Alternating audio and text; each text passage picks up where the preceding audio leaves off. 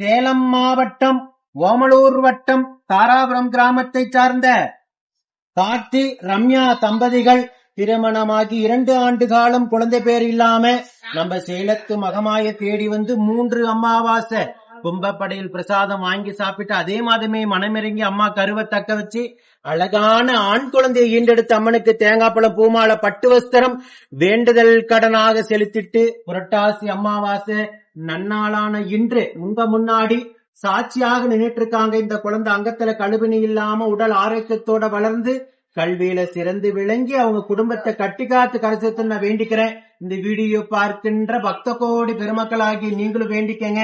இதே போல நித்தம் சாட்சியாக நிற்கின்ற பக்த கோடி பெருமக்களை நீங்க கண்கூடாக பார்த்துக்கிட்டு தான் இருக்கீங்க. நம்ம சேலத்து மகமாயுடைய அற்புதங்களையும் அதிசயங்களையும் ஓம் சக்தி பராசக்தி.